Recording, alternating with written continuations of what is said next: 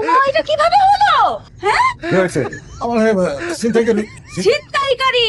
ছিনতাইকারী আমাকে ধরেছে, মেরেছে এবং বাজার নিয়ে গেছে।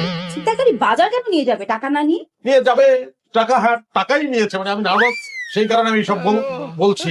মানে টাকা মানেই তো বাজার, মানে আগে টাকা নিয়ে গেছে। কিন্তু তোমার পোশাক দেখে তো মনে হচ্ছে না যে তোমাকে ছিনতাইকারী ধরেছে। ছিনতাইকারী বাবা, কি আশ্চর্য। আমি বলি কি বাবা, ওই ছিনতাইকারী বলো বাবা, ছিনতাইকারী বলতে গেলে ছ্যাপ থুতু বেরিয়ে যায়। এই তুমি ঠিক করো বাবা, ঠিক করে বলো। তোমার পোশাক দেখে মনে হচ্ছে না যে তোমাকে ছিনতাইকারী ধরেছিল। আমার পোশাক ধরেনি, কিন্তু আমার চুলে ধরেছে, ধরে একটা খাম্বার লোকে এবং খাম্বার সাথে আমাকে করেছে, মানে ঠুয়া। আচ্ছা, ঠুয়ার শুদ্ধ কি হবে আমি তো জানি না।